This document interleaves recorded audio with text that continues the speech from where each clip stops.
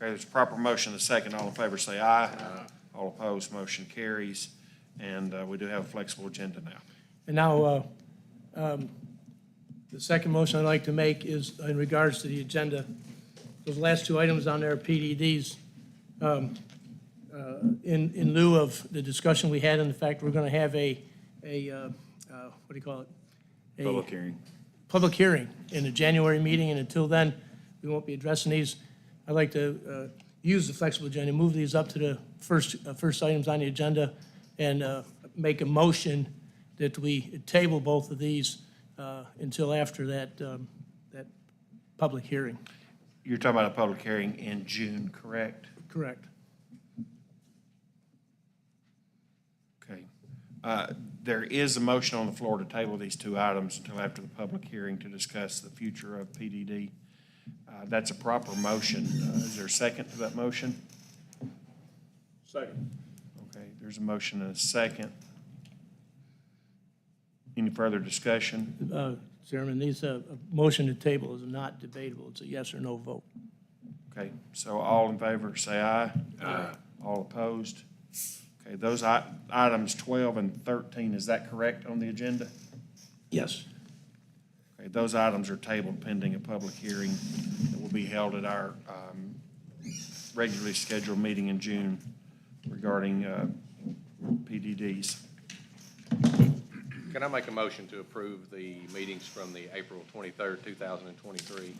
Yeah, we do have minutes, two sets, should be from the 12th as well as the 23rd. Your motion is to approve the 23rd as submitted? I'll go ahead and amend my motion to approve the minutes from the April 12th and the April 23rd, 2023. Okay. Planning and zoning. There's a proper motion to approve both of these minutes as presented. Are there any questions? There's a second. All in favor say aye. Aye. All opposed? Okay, the minutes are approved as submitted. Item 5 on our agenda is a rezone request and potentially a conditional use permit as well.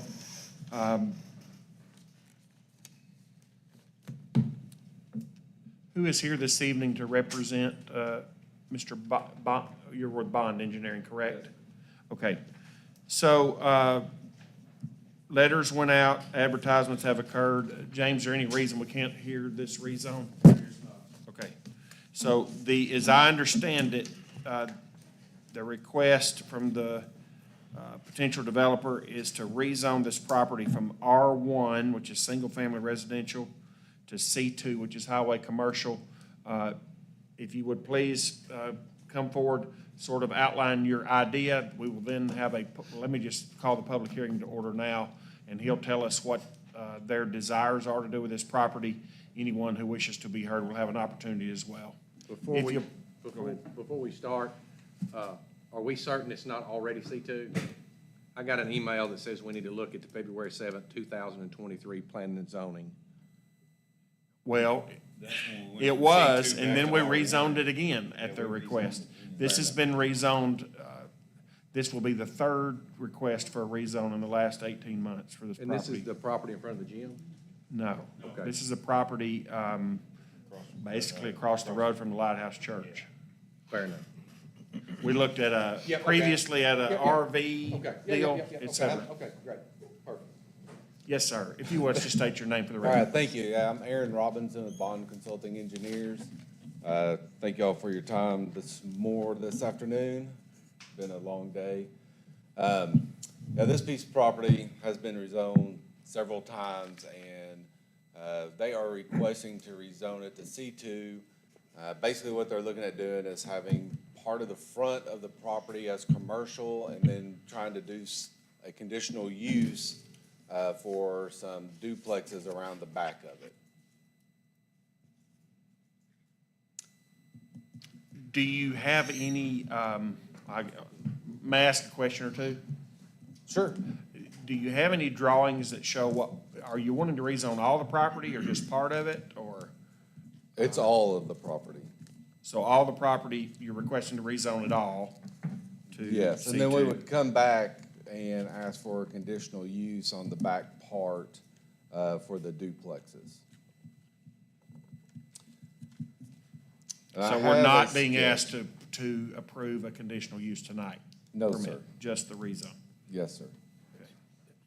It's the owner's property, he can ask for a rezone, and that's fine, if that's all's being asked. Yeah, but you've got multiple different zonings on one piece of property. Well, the way we gotta do this is, he's said he wants to rezone to commercial.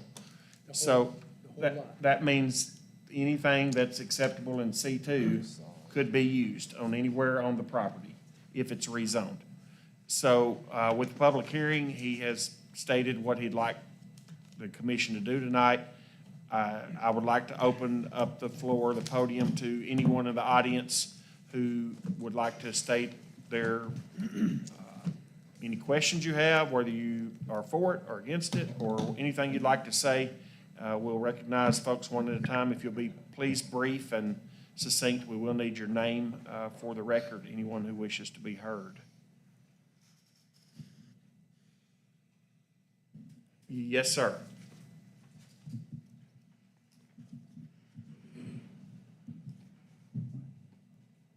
I'm William Nick. I live at 606 Rhode Island Street.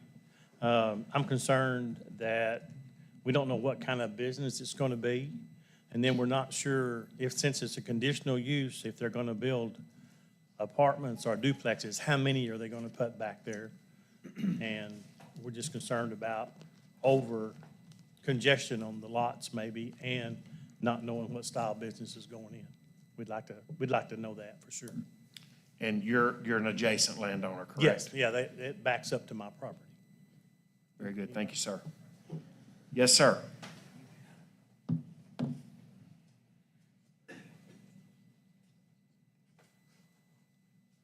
I'm David Pruitt. I'm a business owner, resident here in Beebe for 39 years. I live at 509 East DeWitt Henry Drive. You know, we were in here last year sometime talking about rezoning. We rezoned everything to commercial because it come up that it was supposed to be commercial. It was residential, then we went commercial because it's highway frontage. I really don't have a problem with the commercial side of it, but what I got a problem with is the duplexes, apartments. I think we have enough apartments on DeWitt Henry Drive. I mean, they're surrounding me right now. They put another one down the street. I think there could be better places to put that. I don't have a problem with, like I said, with the commercial, as long as we know what's going to go in there. But as far as special use permits, I'm not about any more apartments at all. And as I've lived there for 15 years, right across the street, and that's where I stand. Commercial, I have no problem with, but no apartments. Others in the audience wish to be, make any comments or wish to be heard?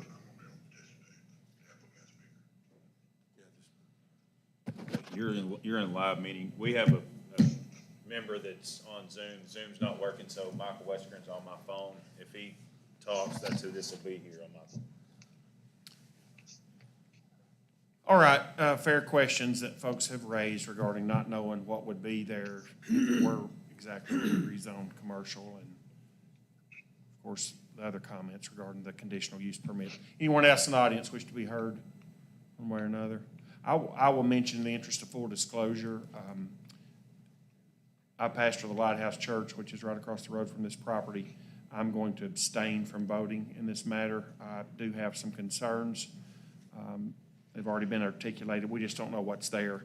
I'm not necessarily being opposed to the rezone, but I'd like to know what's going to be there before we make that call. That's just my personal opinion, but I will abstain from voting tonight on this matter. I will mention, just so everyone knows, that 5 votes are required to either approve or deny, or to approve a request. 5 votes are required. So there would have to be absolute uniformity of opinion to grant the rezone tonight. And we just heard that they're not requesting that the conditional use be heard tonight. So I'll call the public hearing to a close. Commissioners, questions, comments? Just to be clear, this, a vote would be simply for the rezone to C2, that there's nothing about any conditional use or anything tonight. Correct? We've been told that's not being requested, but a rezone to C2 means that anything in the book that's commercial would be acceptable on that property if it's rezoned, and we've not been told what the plans are.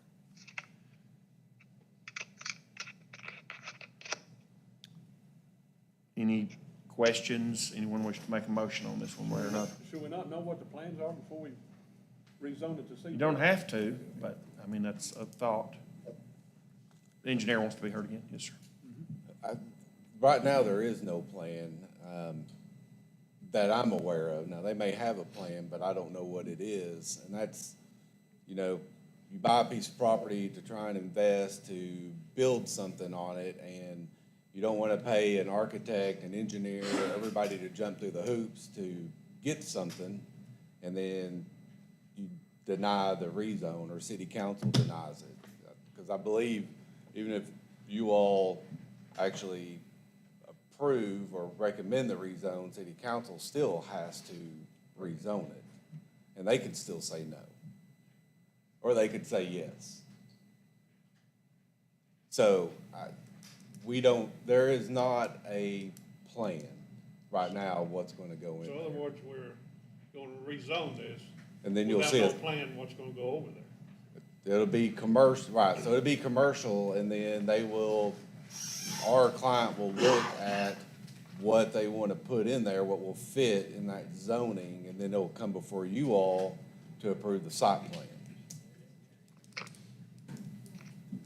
But no, it's not like Dave and Buster's has said, we want to build right there, or a Top Golf, or something like that. Nothing like that has transpired yet. But the issue is that duplexes is a back.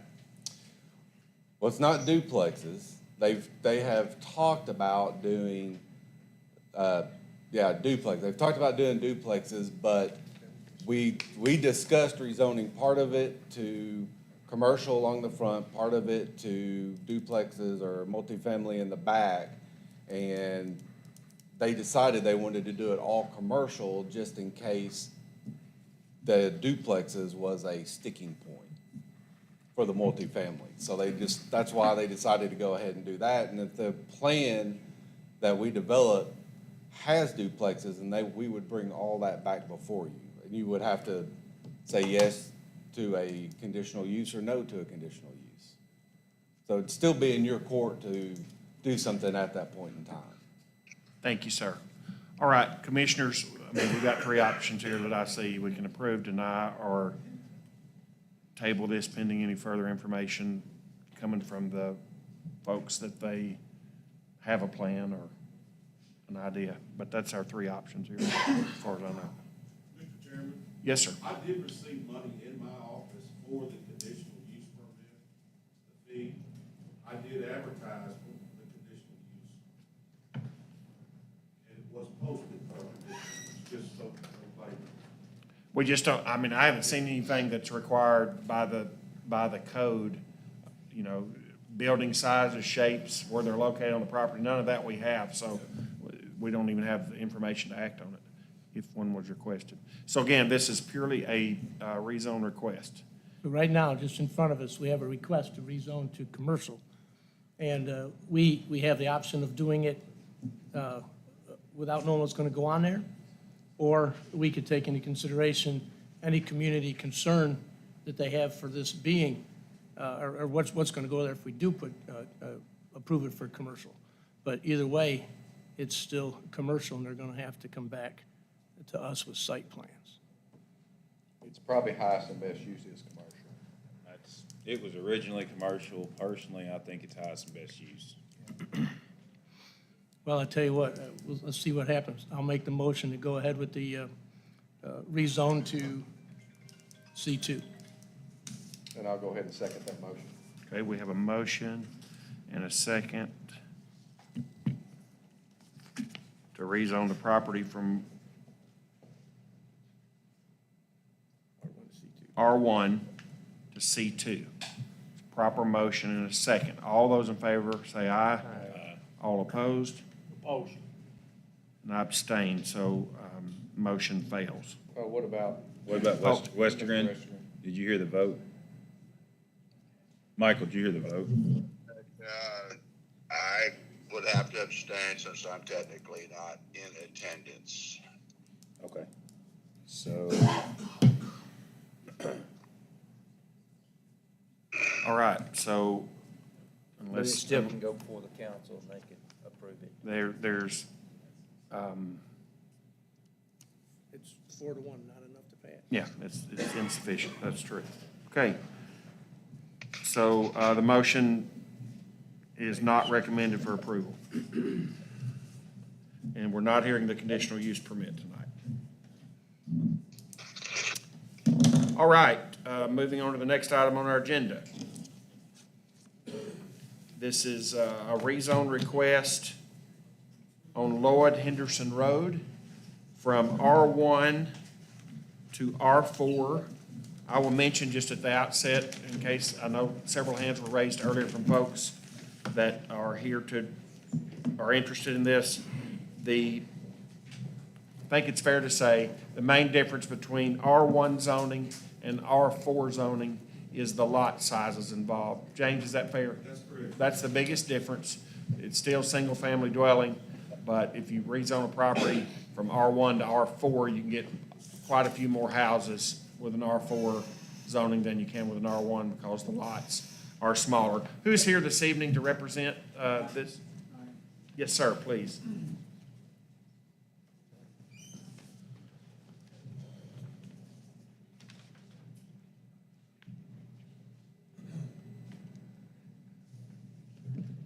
My name is Barry Weathers. I'm the owner of the property on Lloyd Henderson Road.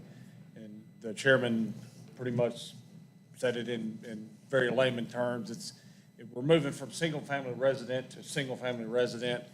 The biggest difference is it's just more yield per the acre for houses. Also, one of the other differences would be the setback from the front property lines. Instead of it being a 30-foot setback from the road, would be a 25-foot setback from the road. We talk, and the chairman did say, several more houses on this property, and I wanted to kind of clarify that, is the additional lots that would be gained off of this is somewhere around 10. It would be the most lots that would be gained. Again, in other cities as well, Cabot, Ward, Austin, that way is where I normally am involved with building at. The normal setbacks is 25 foot. Beebe's, however, is 30-foot setback. So that was one of the reasons that we're wanting to change that, is just have the houses closer to the street. It allows it to have a little bit shorter driveway. And again, on the other side is the yield, the more yield per the acre. Whenever you get into a point where property is now costing by the square foot instead of the acre, you can try to get as much as you can to that. However, I do want to emphasize this to everybody who's here.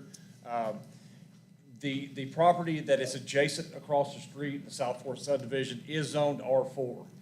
So you're actually seeing the same thing across the street as we're wanting to do as well. And basically what it is just shorter distances, driveway length, a little bit more yield per the acre.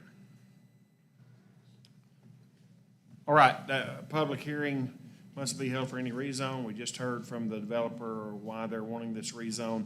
Anybody wish to be heard or want to make any comments about what you have heard? Yes, sir.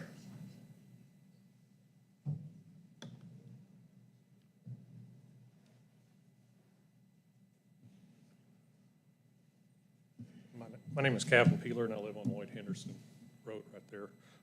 Don't really have a concern with the amount of houses back there. What we do have concerns with is the additional traffic. I'd advise any of you gentlemen to go down Lloyd Henderson Road between 7 o'clock in the morning and 8 o'clock in the morning, or at peak rush hour times, and watch the Lloyd Henderson 500, as we like to call it. Comes on around at 12, comes around the fair. Yeah, we have a lot of traffic there. Small road, First Street is a small road. Our other big concern is the entrances. We're gonna have, we already have some drainage problems at Fur and Lloyd Henderson now, as it is. What's gonna happen with, when we start clearing off this land back in there for even more houses? I know that's a given, but one of the other issues that we kind of have there is the appearance of said entrance.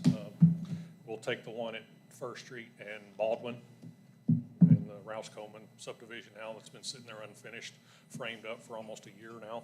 We don't necessarily want to see that in our neighborhood. So that's kind of our concern. Fair comments. Thank you, sir. Others wish to be heard? Yes, sir. I'm Major Dave Rowland, retired Army. Came to Beebe after being around the world in 100 states and found Beebe to be the charm in which I really wanted to retire to, you know. I actually own the 154 Lloyd Henderson there. I'm right at the corner where the new driveway would come into our property, across our property. And like I said, you know, see it as an increase on that poor Lloyd Henderson Road that got really torn up when they put in the new culvert, you know, and the company said, well, that's not our problem to fix the road, that's the city's problem, you know. And the fact, too, that the traffic speed limits through there, you know, aren't being, you know, followed to the T. I know that the game and Fishery and Game have used it as a 100. See how fast they can race down there to get to the freeway, you know. And it's interesting. My wife sits out there and watches it. And like I said, a lot of the ambiance of the reason we moved there is changing. And I'm opposed to, you know, any rezoning at this point, so. Fair points. Thank you, sir. And thank you for your service to our country as well. Others wish to be heard? Yes, sir.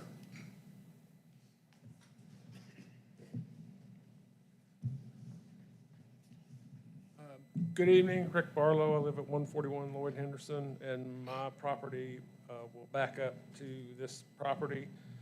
And we're concerned because when we moved there 5 or 6 years ago, there was a plat already in place for that subdivision. And we knew that going in, that yes, there were houses gonna go in behind us, probably, but they were all gonna be the same size, same lot. And we weren't too concerned about property values at that, but now you're gonna put more houses, smaller lots. I don't know what square footage they're talking about, but we're concerned about property values going down. And as they've talked about with Fur and Lloyd Henderson being the 500, you've also got the truck nationals too, because you have not only green environmental going up and down the road, and now you put the burn facility at the far end of Lloyd Henderson, so you got trucks coming down that. Plus you've got farmers going to Oakley who bring their big trucks down through there, pulling trailers full of bins of corn, seed, or whatever seed they're hauling. But they come up and down Lloyd Henderson all the time, and you can't hardly pass one of those without having to stop and get over to the edge of the road. And Lord help us if there's two of them passing each other. So that's a concern. And we were thinking, my wife and I, about you've got the stuff going in for Roush Coleman over there, which I'm pretty sure they're putting in quite a few homes there, and now you're wanting to put in all these back there. And has anybody addressed emergency services for this side of town? Because as far as I know, there are no emergency services on the other side of the railroad tracks. So if something happens with all these people out here, I mean, I'm a heart patient myself.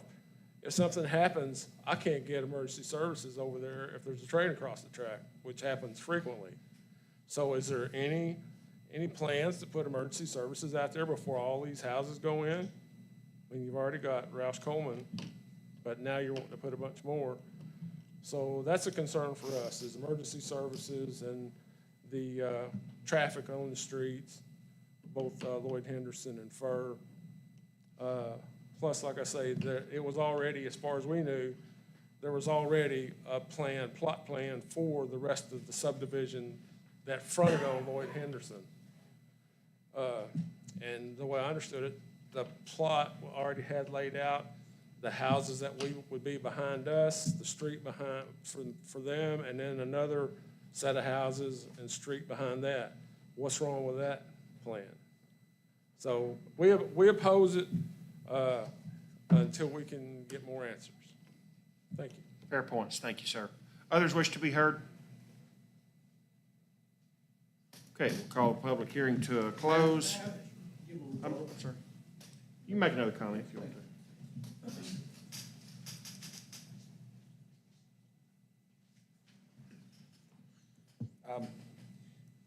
Again, I asked the commission whenever they're addressing this situation to compare to the surrounding areas. Compared to the surrounding properties. The three gentlemen who did come up, they all have legitimate concerns. However, it is, just as one gentleman said, it is already drawn. There was a plan submitted that the city had accepted at one point. Again, we're not adding, we're not adding just tons and tons and tons of homes on this area. I can't control what people's coming up and down. I can't control what street a farmer takes to go get grain in Oakley's. I can't control that, and so I'm just like you, I'm a heart patient as well. But, if that was a concern that should have been brought up, if he was concerned about that, about how he was going to get medical services, maybe he should have thought about buying a home in a different location. So, we can't, let's not judge what we're trying to do on the basis of what other people's doing, such as speeders going down the road, such as farmers, such as medical services. And again, we're not talking about tons of homes. We're talking maybe an additional 10 of what's already been drawn. So I'm just asking, because I'm less than clear. Yes. How many were you expecting, and how many will this So- yield if you get the rezone? So the current yield of right now is expecting about 115 more homes to go on this track is what it's actually drawn for. However, one of the reasons that we're wanting to bring this in is the new city guidelines and new FEMA guidelines concerning stormwater drainage, et cetera. So of that area, now we're going to be having to most likely put in a detention pond to slow water down to prevent flooding, to hit the ditch that's actually running over to the game and fish area. So you're losing a section there for a possible detention pond, possible watershed. And that's why we're wanting to take and actually shrink these down to gain what we're going to lose on the detention ponds, et cetera. As far as there being just number of houses that's going to be, just overwhelming over what's already been approved, that's not going to be the case. We're talking, again, maybe another 10 homes, 8. It could be 0. It just all depends on how the engineer structures and how it draws. But, that is one of the biggest reasons that we're wanting to do this is the amount of land that we're losing to help watershed, to help control flooding and stuff like that. Thank you very much. That's one thing. Appreciate it. Mr. Code Enforcement Officer, yes, sir. The developers have submitted a plan that is scheduled to be for the June meeting. The review is not complete yet. I have a copy of a plat if members would like to look at it. I don't know that that's. I don't know that's relevant yet. Yeah. Completely. We've got an R1 to an R4 in front of us, so that's what needs to be decided. Yeah, I agree. Because the plat is. Subject to change for irrelevant. one thing. All right, we'll call the public hearing to a formal close, and commissioners, it's time for us to decide how we want to proceed here. Well, these concerns addressed by the public, these are all things that we would consider with a plat brought to us, correct? Repeat that again.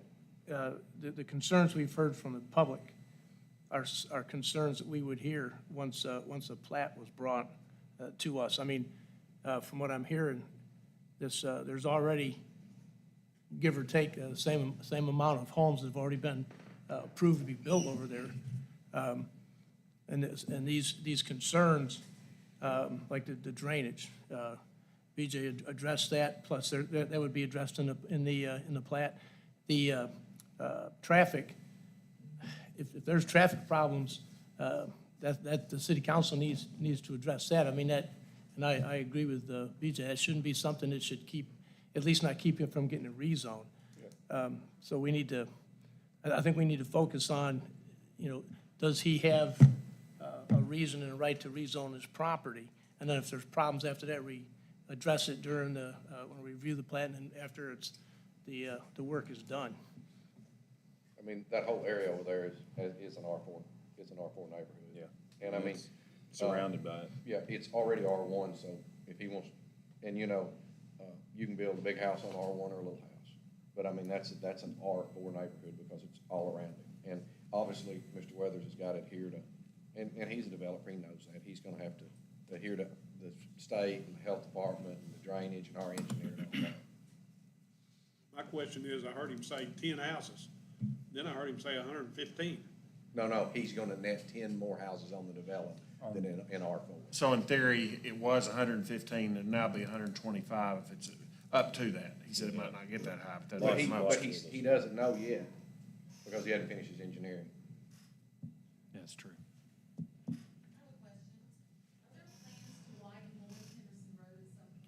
Yeah, that would be a city council question. Yeah, we don't. All we're can doing only is, hope. all We we're can doing only is hope. either gonna approve it to move it from R1 to R4. I live on, We can't really answer that question, but the city rarely widens roads. That's probably something that is theoretically possible, but unlikely would be my supposition.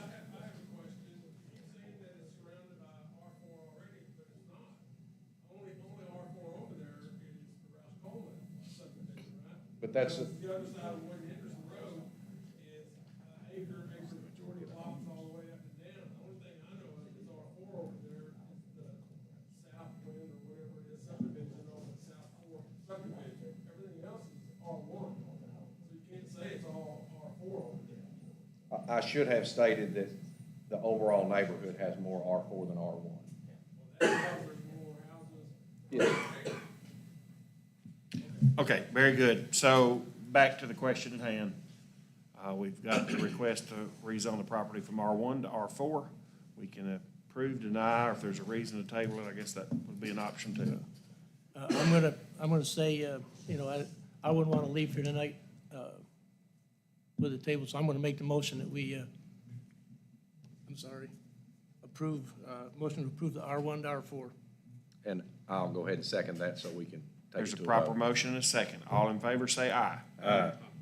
All opposed, I abstain. The motion carries and is recommended for the rezone for approval to the city council.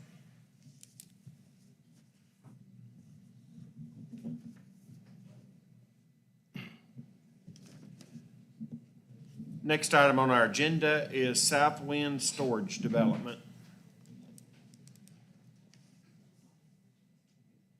Just for the record, I live on 1202, and yes, people fly, but that is a job for the city police. Yeah. Think about, hold up, before you pass that out, Enough people to vote on this. we don't have enough votes for you. Well, I was gonna ask you for, I'll put that box in here. On items that aren't zoning related, do those also require a majority of all members or just majority of members present? Majority of all members of the commission, so 5 votes. And I have to abstain. Mr. Chairman, will you vote if it's needed? It would depend on the situation. I rarely do. And unless I'm dazzled, I'm not gonna vote. And I don't feel like it's ethical for me to vote. We're not gonna keep you from bringing it up, but it's probably in your best interest to have it heard at the next meeting would be my instincts, but that's understandable. something y'all have to decide. Hang on, Westergren's texting. Could we at least take the opportunity to get feedback from you? So You certainly can. Yeah, I we think that's totally appropriate. Sure. Yeah. We just don't. Show us what you're thinking. I mean, obviously, I was we going to had ask real quick, discussion Mr. last Griffin, time. I'd heard last time you had abstained, and I know that it could be viewed that we're in a competing business. Oh, yeah, it's just not prudent for me to. But I think you're probably as astute as anyone in the room on the project we're doing, and so I would welcome your feedback and your vote. You're just being flattered. Well, no, I'm serious. Like, I mean, we want to do things right, and so if it's right for BB, then we would love to have your vote if that could allow us to move forward. Thank you, Mr. Chairman. As a reminder, you all tabled this last month. We had some feedback from you that, in summary, the feedback was, I think there were some issues among commissioners with overhead doors facing the highway, as well as an uncertainty about what that facade would look like facing the highway. So what we put back before you, thank you for giving us the opportunity to go back to the drawing board on this by tabling it. What we put back before you, I believe, addresses the concerns that were voiced at last month's meeting. Two things I want to point out. We've omitted the overhead doors facing the highway, so all the overhead doors are facing the internal of the site. On the last sheet in that packet, you'll see a schematic of the proposed facade. There's two options there. I think both would be acceptable based on the feedback we got last month, but they're largely the same with the exception of the larger parapet is at the midpoint on one and on the east end on the other. But that gray color you'll see there, those are the only metal panels on the structure facing the highway. The blue there would be painted hardy board. If you're not familiar with hardy board, it's a product. It's a wood product, but it's paintable. Looks like lap siding, but actually hardy board is actually a cement byproduct. It's a cement board. Yeah, LP board is the wood-based version, but it's a cement board that paints up like wood with some signage on the parapet as well. So also, Mr. Squires shared the facade ordinance with us. So we've added some articulations on the frontage facing the highway on 50-foot centers, so to add some depth to that structure that faces the highway. What's the approximate distance from the, I'll call it the northernmost wall and the street? Do we know that? So from the right-of-way line, we are 42 feet, and then there's an additional approximately 25 to 30 feet from the right-of-way to the curb on DeWitt Henry. So total, you're looking at 60-plus feet. And help me just so That's clear on. I'm looking on page C3 3 of has your those handout, dimensions. the site plan. Yes, sir. At the bottom, or I'll call it the south border, Mhm. there's a hash, the end of a square or rectangle. Is that to scale of where the entire building is now? Can I step up there so I can see what you're talking about? Sure you can. I'm just trying to figure out where these are is this the existing building? That's right, yes, sir. The entire building, y'all and ACE? That's right. Altogether, okay.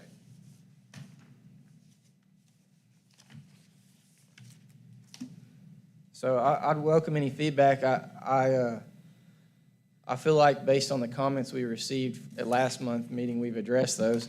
Obviously, our preference would be to get approval tonight since we delayed a month. I understand that would require the chairman to vote. If you're not able or willing to do that, Mr. Chairman, I'll probably eventually ask you all to table it here momentarily, but wanted to get feedback so we could at least know if we are inclined to get an approval, if not tonight, down the road. Thank you. Well, as I said earlier, I'll abstain. I'll just, as a citizen here, my biggest concern is we're putting, at least in my mind, we're putting ancillary buildings in front of the main structure. And so to me, it's almost equivalent to if you go to my house and I decide I want to put my storage room in front of my house instead in the backyard. So you see my storage building in front of my structure. Now, if we were on a back street or somewhere that's not real busy, my personal opinion, I'd be more open-minded to that, but it Well- seems to me the main street in town, it's a potential eyesore. I think the difference is a storage building in front of your house would be ancillary because the zoning is for residential, so the primary use is residential, and therefore any storage would be ancillary. The difference here is this is zoned commercial for storage. Storage is the primary use at this location. These aren't ancillary structures, they're the primary use, and it's zoned for such. That's a fair point. That's a valid point. It's a fair point. I will say that we would be setting a precedent. Yeah, that's- So that if you rezone something commercial and you build whatever you want on it, if you have a parking lot in front of it and you decide you want to do anything that's in the book commercial, then you got a blank check to just go out there and drop it. You know, I don't know. That's a bridge too far for me personally, but it may not be for the commissioners, and I will support. And I think that was kind of the biggest concern we had is, I mean, this is not like an everyday in and out business front that we're gonna have on our main thoroughfare. And so, to me, and I've had some kickback from the public just in talking, just, why would you do that? That's gonna look terrible. Well, I think that the way you have the design here on the back, I think in best case, that would probably look, you know, better than doors or whatever, so but would that meet the facade? And I think the question, and I think it would, and there were some questions by Mr. Westgren just on 1405-13, as far as the setbacks for that thoroughfare, and we looked at those when you addressed them at the first part of your presentation, and then the 1407-0202, which would be the commercial building design standards, specifically subsection E in those standards. And then also, the site plan must be, you know, evaluated to ensure it meets that minimum front yard requirement. So those were some of their concerns. Thank you, Mr. Goff. I think it'd be unfortunate, though, to have received the feedback last month that the issues were the doors and the facade, and then to come back with those addressed, and now to hear the sentiment of the commission is that you don't want storage in front of the building. That was part of our argument last No, week, the too. issue was, division out there on D with Henry, had nothing to do with the doors. Mr. Goff specifically made a comment about the doors at last month's meeting. I know, but it's also sitting right there against D with Henry, storage units. I understand. I was just mentioning that if the sentiment last month was, we don't want this, we wouldn't have taken the feedback. Well, you know, the meeting's recorded, and anybody can listen to it that chooses to. I think that there were a lot of questions, and we said we'd certainly be willing to look at it with other ideas. There were a number of things mentioned. Yes, sir. My name is Mark Watson. I live about 15 minutes from here. And this isn't the first project that I've worked on in the city of Beebe. We were just talking, it's been 10 or 12 years ago, I opened one of my first businesses in Beebe, and it was the Anytime Fitness down on the Walmart out parcel. Also bought that land and developed that property, and helped move AT&T into that space. We recruited First Community Bank to Beebe, and their plans are to have a more, well, right now they have to start with an MLO, but the plans are to eventually have a physical presence in this community. We also recruited Baptist Health to this community, and so we like to remain behind the scenes. But what I'm getting at is that we've been working on and doing business in this community for more than a decade now, and I'm a White County resident. Live outside of Searcy city limits, but they're on Highway 13, and so. Many of you gentlemen are in small business, and it's not always easy. There's nights when you're not sure if you're going to make payroll the next week, and there's times that are fantastic. And right now in the economy and small business, it's really not super fantastic. There are 4 people who work in my office, and 3 of us are here tonight. And so this project is. I couldn't impress upon you gentlemen enough how important this is to us and our livelihoods and the things that we do. And so when we talk about it being storage, it is storage, but when we do storage, we try to do it really well. And so unfortunately, we were at a convention at the last meeting and weren't able to answer some of the questions. But when we got the feedback about the storage units facing the road, I want to back up a little bit. I've had the opportunity to be a part of meetings like this in dozens of communities, primarily across Arkansas. And only in one instance have we ever had something pushed off a month, and that was in Bryant. And if you've ever worked in Bryant, it is tough sledding there. But one of the reasons why we usually do well at the meetings is because we try to do a lot of upfront work before we ever come to the meeting. And so we did on this project 2 years ago when I was looking at buying an empty Ace Hardware, I mean, not an empty Ace Hardware, but an empty Fred's and an empty movie gallery. Of course, that ship has sailed a long time ago. It was a little bit daunting. We had never done a conversion project like this, but our market research said that the municipality of Beebe needed another facility in this community. And so we moved forward with the project, but part of our due diligence was the only way this project made sense on its face economically is to utilize the parking lot for further storage. And so at the time, before we purchased the building, we came to the city and we went through the zoning to make sure that was going to be feasible. And it all checked out at that point. And so we moved forward with our lending on phase one, which was to do the infill of the existing space and to re-facade, to dress up, to make that old building that was a bit of an eyesore look a lot better, and to redo the landscaping out front, to redo all the signage out front. We want it to be a Class A facility. Our grand opening on that facility was in February of last year. We'd been renting units for about 30 or 40 days before the actual grand opening. But what I'm getting at is in a year's time, the 154 units in there, we went over 90% occupied this last month. And so it is a product that this community is using, and it's serving this community, which at the end of the day, our desire is to serve and to serve at a high level. It's one of our core values.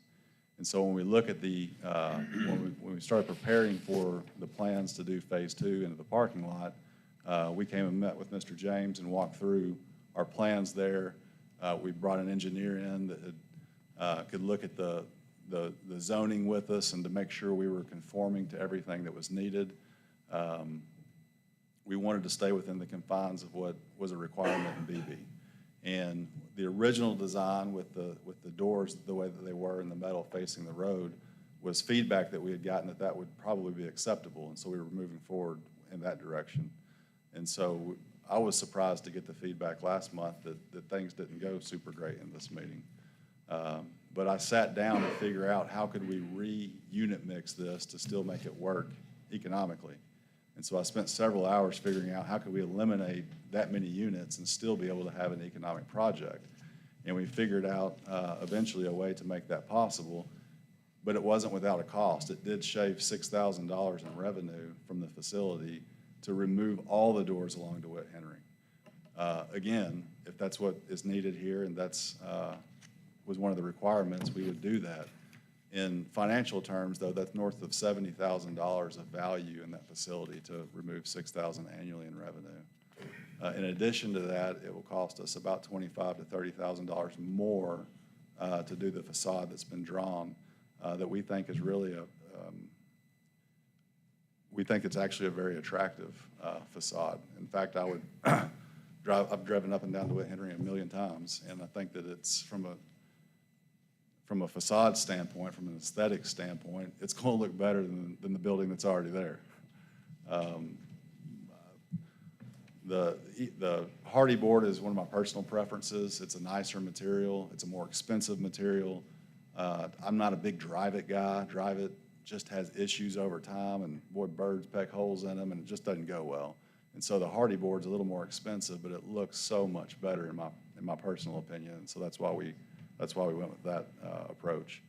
But we have tried to do everything we can to design this to a T to fit the code that we have. Maybe this isn't meant for this meeting, but I've already invested $2 million into this property. And the expansion that you're looking at there is an additional $1 million expansion into Beebe.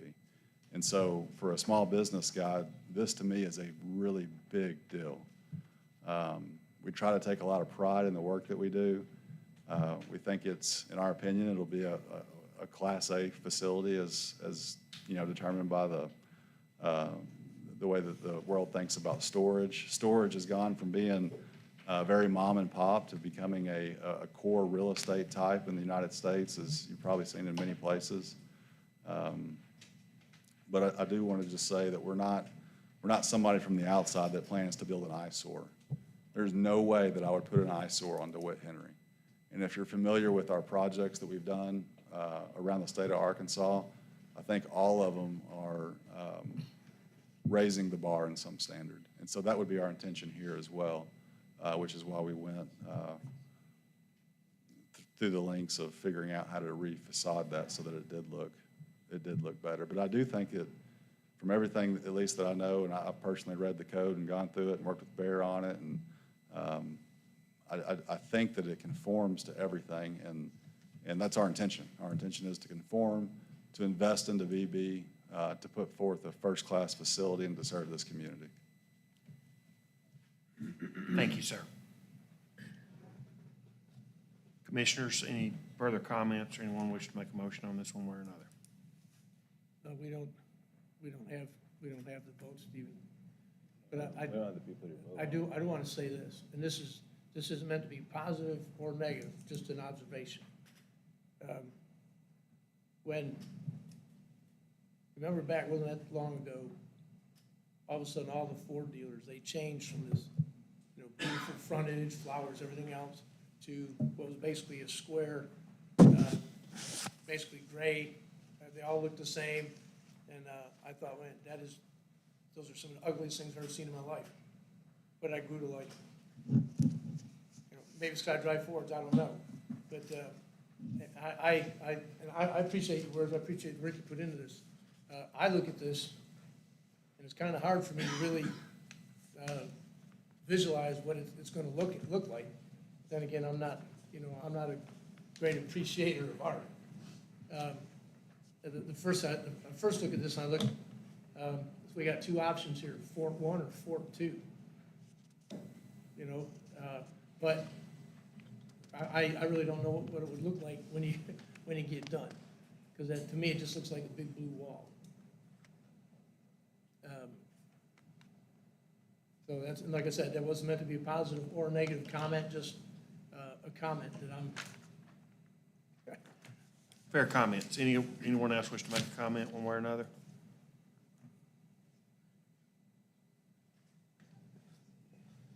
Anyone wish to make a motion one way or another?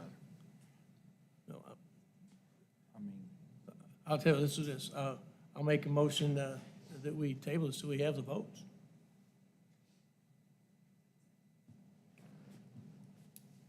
Well, there is a proper motion to table this matter. Is there a second? I'll second that. I hear a second. Okay. All in favor of tabling this, say aye. Aye. All opposed? We have an abstention. So when we table this, it can come back. It will be back at the next meeting unless we Maybe hear we'll have something everybody different. here. Is there something we can do between now and then to, I mean, I guess I'm just, We don't unless have enough- unless it's just the BB saying, we don't want you guys to ever build storage in our town, then I'm not sure from like a That's not, zoning. I don't think that was in any way, shape, or form. There's what not we're enough thinking. votes here There's not enough tonight. votes here. Well, no, I mean for next, Let me be for the transparent. next Let me meeting. try to be transparent. I'm doing. Yes, sir. I'm for small bit, Is it subjective, or is this like letter of the law, like what, like I've purchased this property and have been operating on it for quite some time. And I have a gigantic parking lot that I could use it to park on. And that was another plan, we could park it. There's a lot of parking facilities out there, but that's not exactly, personally, I don't think that looks as good. Understood. It doesn't look Understood. nearly as good And as I'm this. being really, again, trying to be very transparent. I want to be helpful here. I think this is, at least in my experience, this is very unusual that we have a situation where something already exists and somebody is repurposing the front of the property for But something for a that- business that's accepted based upon the zoning, correct? Could be. Could be. And the business is, like, we're already in business there. I just know for like, it makes me concerned because my bank's also interested in this conversation. But yeah, that would be a significant monetary impact not to be able to use my own parking lot to further invest into Beebe for products that are needed here. And to do it in a way that from a facade ordinance standpoint, from a site planning standpoint, from a zoning standpoint, that it is compliant. And so if we're checking those boxes, that's my question, is this a subjective decision, or if we're checking the boxes properly, is that? I don't think it's been denied yet. I think we're just trying to figure out Get your what we're arms looking wrapped at. around it. I Is think there anything we can do? Like, I think we can do better on the renderings. I don't know, I'm just. I think that's a good idea. I'm just thinking out loud. And James, if you come up with other ideas, or if anyone does, if you'll funnel them through, James, and get them to these guys, I mean, if we can reach a level of comfort, I mean, I'm not against the concept. I just want to make sure. I break ties rarely around here, but I'm not going to be the guy that broke the tie on something that I'm not really. Well, if you did, my plan would be that in 5 years, you'd look back and say, that was a good tie break. I understand. We did a good thing there. I understand. Are there, I'm ignorant to this, how many members are missing? 3. Okay, so usually there's more, because I thought, well, if Mr. Griffin abstains, then Yeah, there's. we'll never have enough people to make a vote. 3 missing tonight. No, Mr. no, Griffin, again, I would appreciate if at next meeting you did not abstain, because you know this well. Puts me in a bad spot, though. If I vote no, it looks like I'm afraid of competition. If I vote less, it looks like it's better for Well, I me think- professionally. Y'all can discuss that Sure. later if y'all want to. I mean, Sure. that's everyone's discretion what they decide to do. Was there anything else we can do to address this I better don't next know of time? anything at this point. Anybody else have any further comments you want to make? Feel free to funnel those to. I just want to say, I want to say yes. I really do.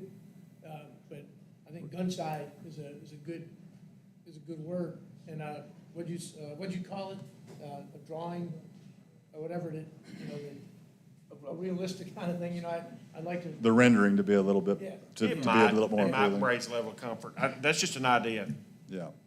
Well, we've invested a lot and spent a lot to get to this point. We certainly want to make you gentlemen happy. And my suggestion would be, if you get something like that, having it in advance of the meeting. So, we're just saying this, and I think, maybe I'm wrong, have we had these drawings before tonight? I think, With the facade, okay. So, anyway, that's my thoughts. Happy to help however we can. thank you. Thank you for your time. Thank you, Chairman. Commissioners, we have 3 remaining items on the agenda. I'm going to ask for, you want to break for 5 minutes, or you want to continue on? Okay. We have 3 final plats, and James, we may need your help on these to make sure we're in a good spot. The first one is Terrace Cove.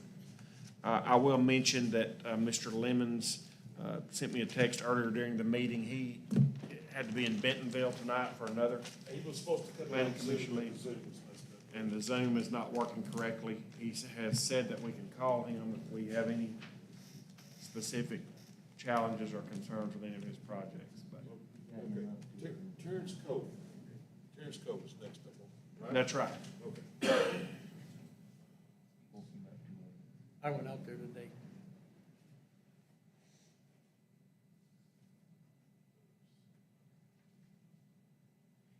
I know some folks may have came in late, so just in the interest of full disclosure, the PDD matters that were on our agenda were tabled to the next meeting, so.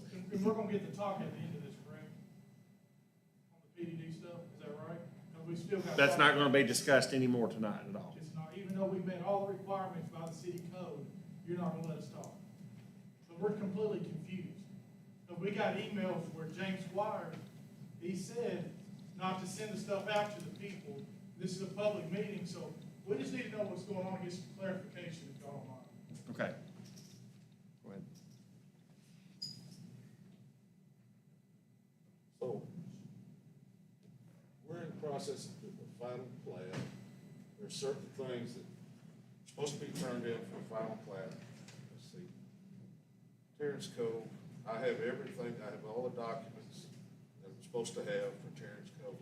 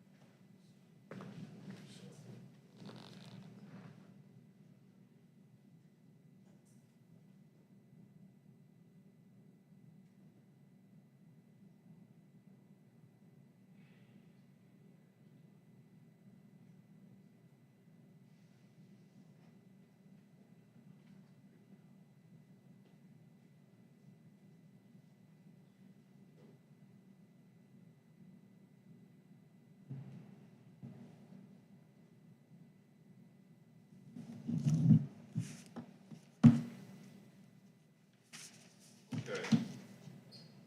This was taken today.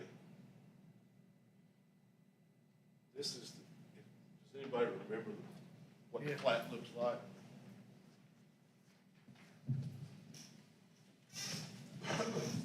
It's basically this, that loop and then that This is work goes that's off not to a yet cul-de-sac. complete, is what you're showing us, correct? It is not complete.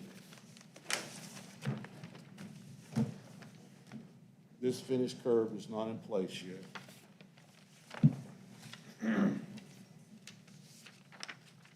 A hammerhead or a roundabout or? It's just an incomplete street. There's supposed to be a finished curb that'll come across here. Okay. And where that gravel and stuff was supposed to be lot 29. Okay. I have a letter here that was laying here when I got here tonight. James, I guess you set it out. But I think what they've proposed is putting up a bond for the amount required for that. Is that right? Nathan provided that tonight. It's probably checked to the amount of that's on the. 1105 or something like that? Okay. I mean, the question is. All right. Here's a curb opening at the end of the cul-de-sac. That was not in the plans. Any opening that's put in like that has to be approved by the city engineer. City engineer doesn't know anything about it. It wasn't on the original plat. And I went out there today, where's that supposed to drain into? It's going around and into the woods right there.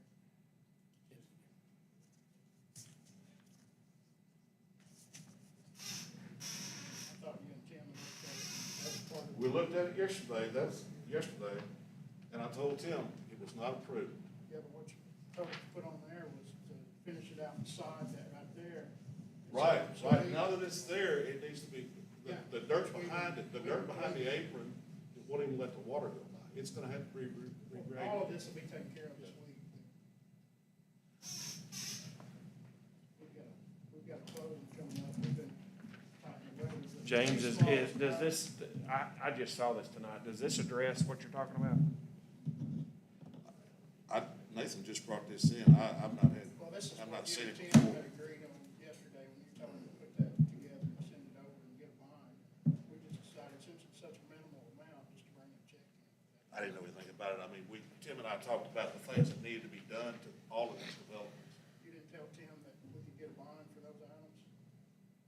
It's not my decision, it's No, I'm just the asking. commission's decision. I got it straight from Tim that you and him rode over there and he said that you. I told him that him- was an option. Okay. That was an option. Is this the list that you're showing us pictures of?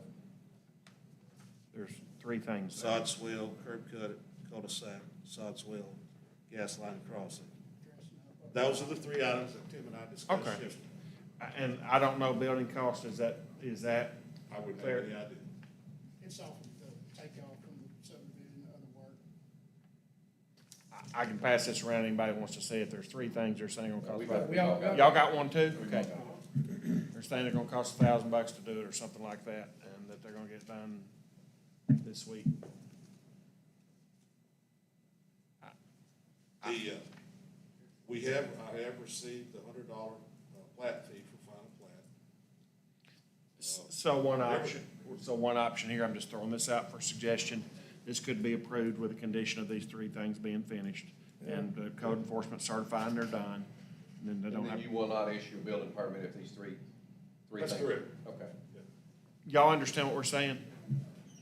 Y'all understand what we're saying? Yes, absolutely. So we Does that seem pass it reasonable? contingent on y'all doing it when it dries out this week, and if you don't, he's not gonna give you a building Well, permit? we'll pass the final plat, but James will not issue any more building permits to anyone until these items are completed. Perfectly acceptable. Could we consider that a motion? Second. Yep. Okay. There's a motion and a second. All in favor say aye. Further discussion? Is there's, I went out and looked at it, I got some questions about the drainage out there. Some serious questions about drainage out there. Now, I may be out in left field on this, but Well, now, if they've met the drainage requirements with the city, and they've completed their engineered plans, and James has got all that, we're not qualified to ask drainage questions. and you're satisfied with drainage going on to private property? I haven't looked at it. If we approved the plans that were submitted, it sounds like it was not constructed according to the plan. I haven't looked at it. James, you're saying it was not. I think constructed there's a- according to the plan? I think there's a timing issue here when the drainage ordinance was passed and the okay came from this particular development. I think this was before, it was approved before that. It was originally approved in 2021. And then a year later, James Carlson asked you to reapprove it, and you did. And then it was taken up from there and built. It was sold to Nathan and his partner, it was built out. Well, if we approved and they built it with these changes to what we approved, I don't know how we can come in now and say that wasn't enough. You can't retro the drainage ordinance. There's gonna be a lawsuit. Sir, do you wish to be?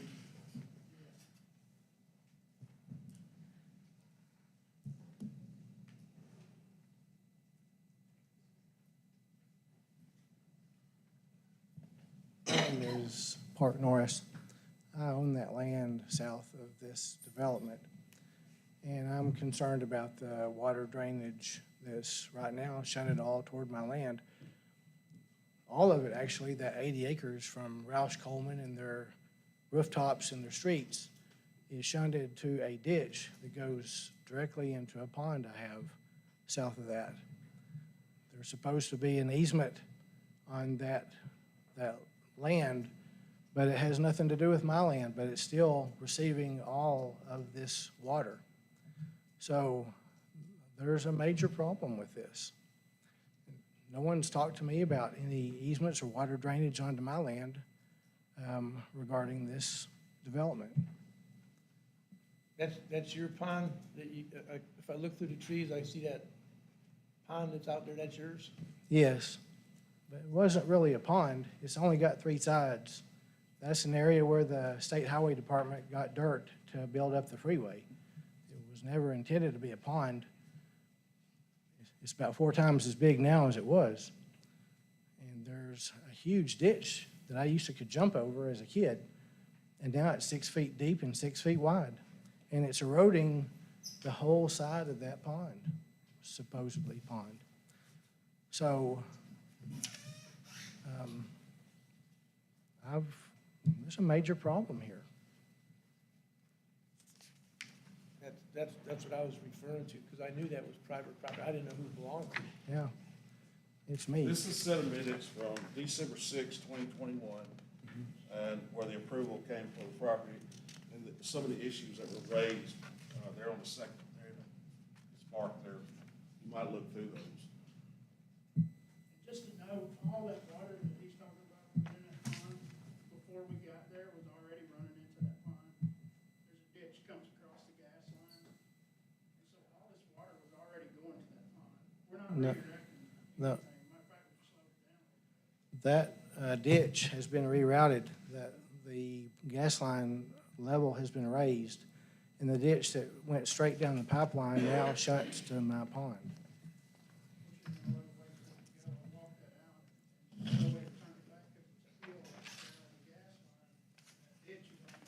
But the hill was built in the last few years. That- We didn't build it. Yeah, I understand that. The watershed, specifically to go where we had to go, and we didn't need an easement because the ditch was already there on our property. Well, the Roush Coleman or Mr. Tasler created that easement to direct to that pond. But not, Our land has a ditch on it, and that's what we went to, the ditch on our property. yeah, but y'all have created new ditches that go from that. Well, it all looks new to me. It's got fresh dig marks and, We modified it, our drainage ends, but it's still on our property, and it still goes to the ditch that you're running to. There's no other place for that water to go. I mean, it could go down the pipeline where it used to go. There's a big hill right there that's preventing, and the pipeline is only 5 foot deep, so if you cut that ditch across there, you're not gonna have any cover over the pipeline. Could extend the current ditch that's up right above that straight down. Isn't there a manhole out there? A manhole. Yeah, back in the back corner. Thank you for stating your concern, sir. We appreciate it. Bottom line is, There was one other item out there at Terrence Cove. You've got a drop inlet on the entrance, up at the entrance in the ditch. All right, there's a piece of ground that's right up above the street that's not draining. It needs to be reworked so that water will go into that drop inlet. See how we kind of made a narrow, it's so wet right there, we can't even get out there. I understand. Gas line pipe. Yeah. We worked with the Kinder Morgan, and we've got everything ready there, and so as soon as it dries up, we're gonna, Okay, that was the other thing that I did need to get in. that's all on the right of way. any further questions or discussion here?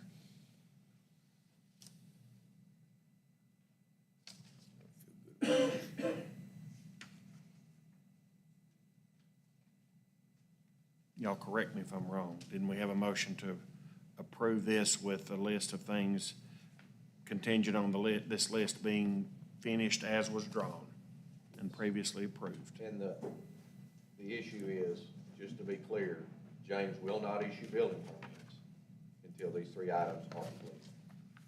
To anybody. And there's nothing that can be done about the drainage into that pond. Didn't fall under the drainage ordinance we have now. I don't think we can you can't move back the clock.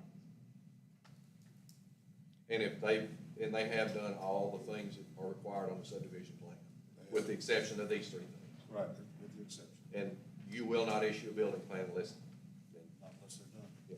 So Okay. that one drainage apron that comes out of the cul-de-sac. That's being closed off, I being believe. closed off. That's what this Well, suggests. then where's the water gonna go?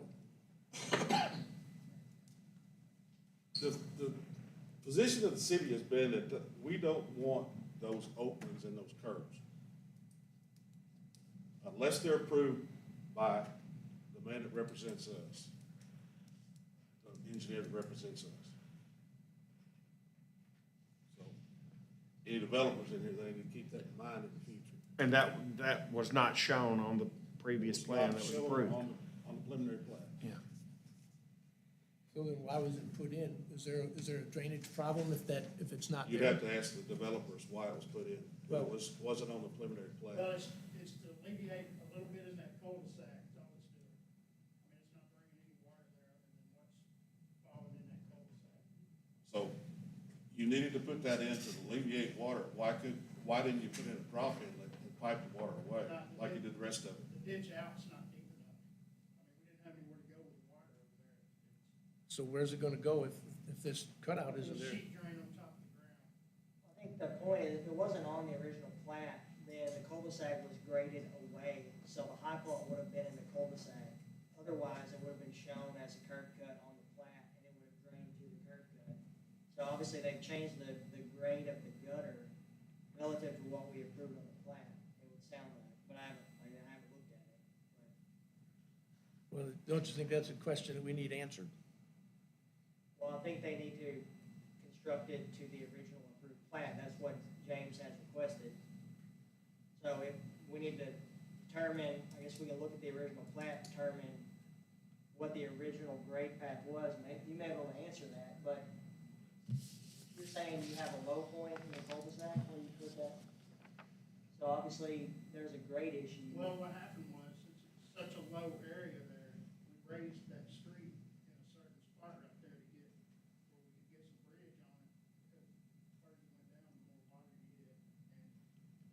sure that when Tim,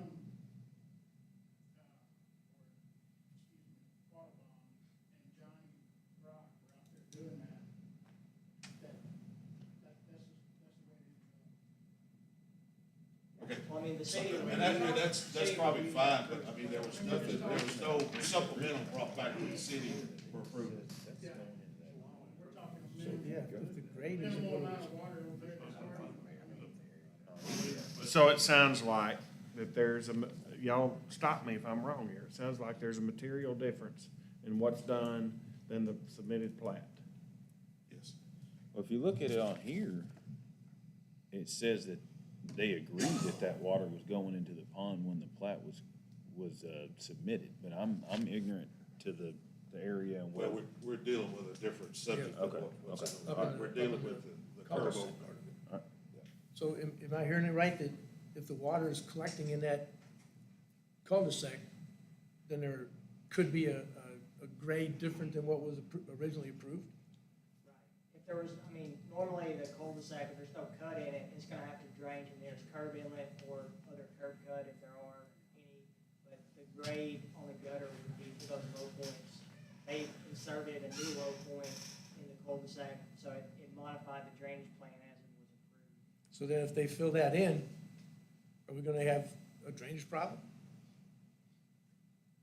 We'll just have to look at, you know, what's actually been constructed. We're gonna probably have to have some grade shots on that. I think the point is that this motion only approves it if it matches what was submitted, along with these three things. So Well, we're not gonna approve we've it got- unless they're gonna approve it. till it We've does. got the four issues, but that, one of those issues was that cutout in the cul-de-sac. But if we vote, right now, we're just saying, okay, fill that cutout in and all's fine. But apparently all may not be fine if there was a grade change that caused that to have to be in there. Correct. So that would have to be addressed to match the previously submitted plan for this approval to go into effect. Okay, If they want so- to change it, then it has to come back to us, I guess. So the motion then would then have to be amended to say those four things, plus a verification of the, whatever you call it, the required grade.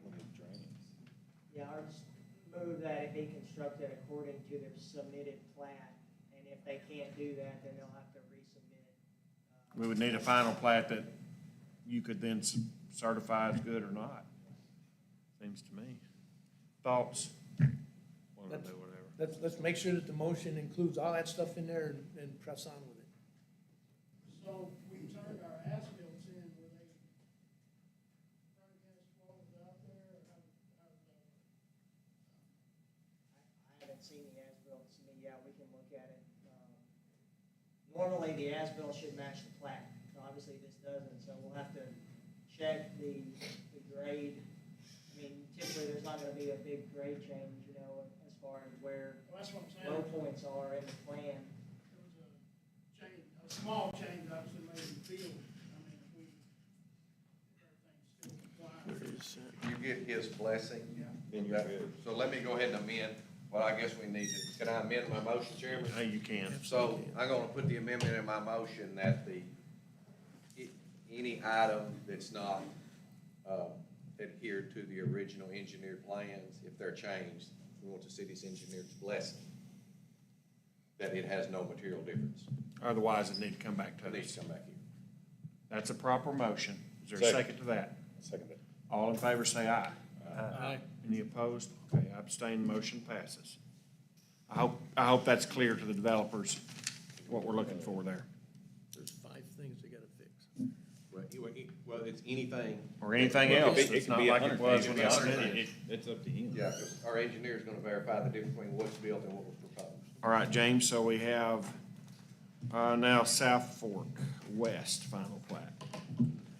South Fork West, as of today, Nathan, you might be able to help me, have you put any, silk fencing in?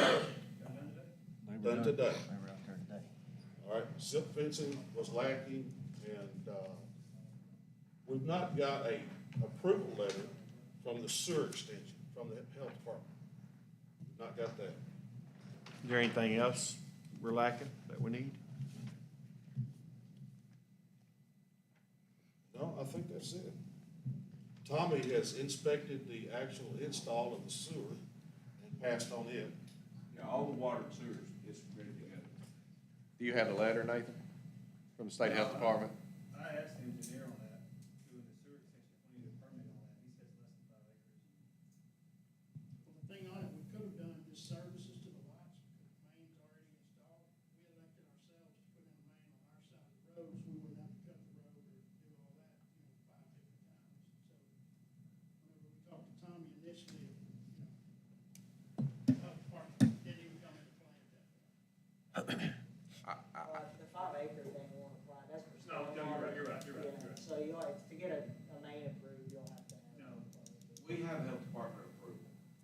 It's been. We're not talking about South. I mean, we're talking about South Northwest.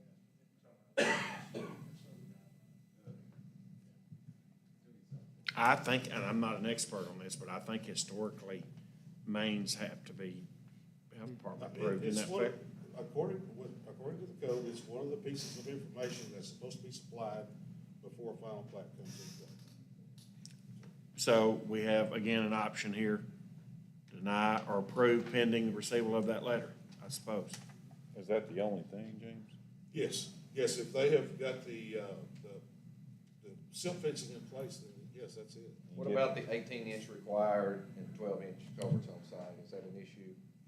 I spoke with Nathan about that, they've changed it. And the health department thing is probably, I wouldn't let that hold this up, because I think we looked at it, I mean, the grades were good, it's just one continuous main. They'll get approval, they just probably haven't submitted it yet, so it may take a little bit to get approval. But I wouldn't think that would be an issue. What about hammerhead access roads completed? I don't know. Well, the original didn't have the hammerhead, then they came back with another one, right? Yeah. The first version that Lemon sent, it did not show those hammerhead driveways. These are private driveways now, these are not streets. But he did send a second version that showed that for a final plat. And that's what we're, in theory, would be approved. Yes. Further questions, comments, concerns? You say you wouldn't hold it up for the health department letter? Just make a amendment to the. Someone wish to make a motion on this one way or another? I'll make a motion to approve it with, amendment, those things are met. Pending approval of the required health department? Yeah. I'll second that. Okay, it's proper motion and a second to approve this pending health department approval. All in favor, say aye. All opposed? Motion carries, I abstain. And that is approved with that caveat. Now, the next item on our agenda, South Fork Phase 2 final plat. Okay, things change on this day by day. Where we at on the paving, guys? Waiting on weather? Okay. And we alleviated all that you're seeing right there, we got all that filled in. Okay, is the curb opening still there? That'll come out, that was temporary. Okay, so you gotta cut it out and redo the curb. I'm fine with it then. Till we got the ditch west of there, settled up there, we left that open for water. But you're gonna fix this. It'll be continuous curb. Okay. Anything else on this one that we That's need to know it. about? Let's see here. South Fork Phase 2.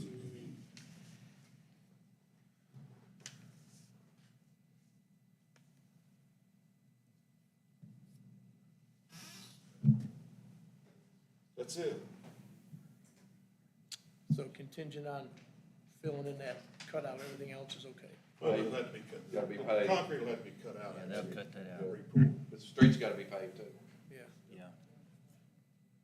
All right, somebody wish to make a motion on this one or another? Make a motion to approve the final plat with the conditions that all of the items necessary are completed. Proper motion, is there a second? Second. multiple seconds. All in favor say aye. All opposed? Abstain, motion carries. Ooh, what else do we, is item 11? What is that? What's the Badgers Common Development, Nate? It's just a cinema build there across from the gym. You have to rezone it, don't you? No, It's already R. it's, Okay. But we have nothing submitted to review. You don't have any, I don't have anything. Tim wasn't able to be here with us tonight. Okay. We did have a plan. we'll share.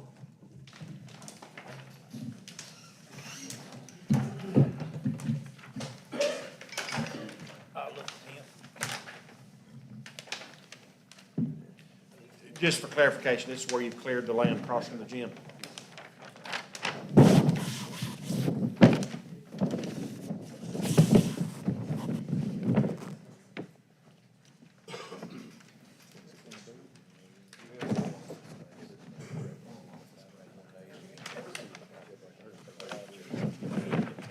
And your plan for this building is like strip mall, office space, whatever? Is that? 3 suites, probably. Maybe more than that. 12,000 foot building.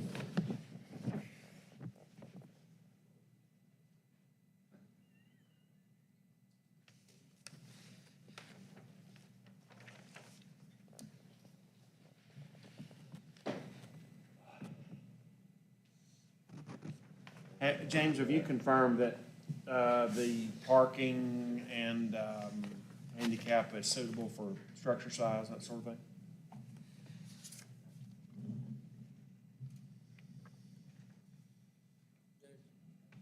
The parking meet the requirements for building size, that's what you just asked?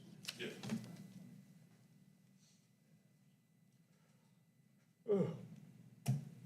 And I guess I'm asking, there's not any drainage concerns on this one either? Well, Been drinking that water. it didn't fall under review because it's less than 2 acres or less. Gotcha. There's a drainage page in the back there that shows how it will flow.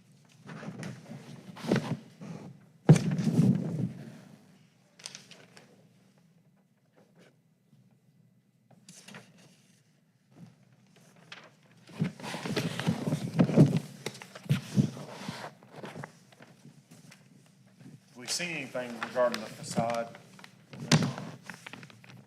You're gonna make sure it meets the standard.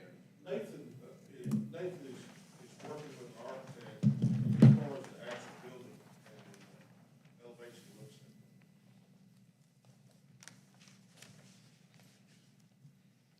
And what are we being asked to do tonight?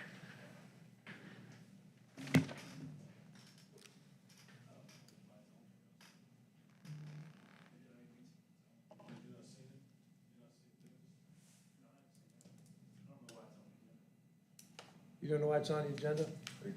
Okay.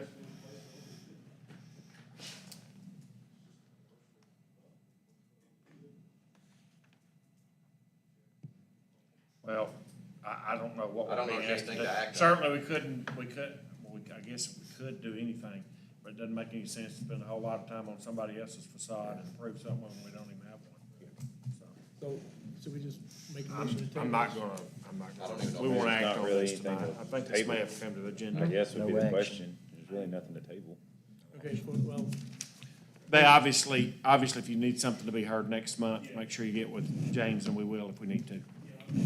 flexible agenda says we just skip over this. So we have, to my knowledge, addressed in one way or another, the 13 items on the agenda tonight. Is that correct? Yes. Yeah, we, Kendall brought the soils engineer, because that was something that we asked him to do Okay. at our last meeting. So you want to make some comments related to that? We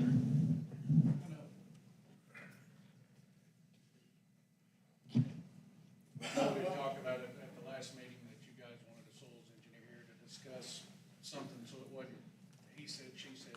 So we brought one here to speak to you guys about any questions or concerns you have about the position on Marify being in roadways, whether it needs to be in all roadways, and whether it does any good being